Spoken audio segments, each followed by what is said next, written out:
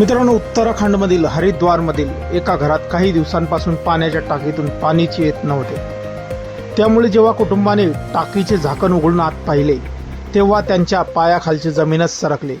कारण टाकीच्या तळाशी आणि कळावर 1-2 नव्हे तर 27 साप रेंगाळत होते। एकामागून एक तब्बल 27 सापांची पिल्ले तिथे एकत्र घर करून राहिली होती। हा थरार पाहून संपूर्ण कुटुंब प्रचंड भयभीत झाले। त्यांनी तत्काळ वेळ न घालवता वन विभागाला याची माहिती दिली।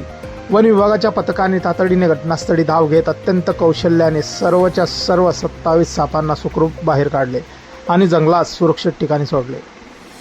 टाकीत एवढ्या मोठ्या संख्येने साप पाहून पाण्यात विष तर विरघळले नसेल ना अशी भीती व्यक्त केली जात होती। मात्र तज्ज्ञांच्या मते काळजीचे कारण नाही, कारण हे साप चेकळ किलब्लॅक प्रजातीचे होते, जे पूर्णपणे बिनविषारी असतात। त्यांचे मुख्य अन्न मासे आणि बेंडूक आहे। जरी या सापाने माणसाला चावा घेतला तरी मृत्यूचा धोका नसतो, मात्र तीव्र वेदना, सूज किंवा किरकोळ जखम होऊ शकते। हे साप विषारी नसले तरी पाण्याच्या टाकीत ते एवढ्या संख्येने असल्यामुळे पाण्यात जंतू संसर्ग होण्याचा आणि आजार पसरण्याचा मोठा धोका होता। आता ही टाकी पूर्णपणे रिकामी करून निर्जंतुकीकरण केल्यानंतरच वापरता येणार आहे।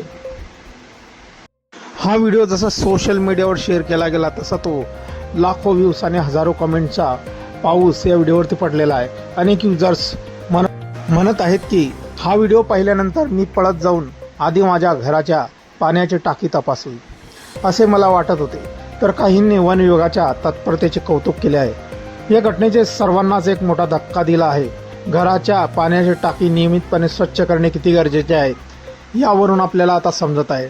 मित्रांनो, आपल्या की प्रतिक्रिया असतील या व्हिडिओबद्दल आपण कमेंट बॉक्समध्ये देऊ शकता। व्हिडिओ आवडल्यास व्हिडिओला लाईक, शेअर आणि चॅनलवरती नवीन असाल चॅनलला सबस्क्राईब करून घ्यायचा। मित्रांनो, धन्यवाद।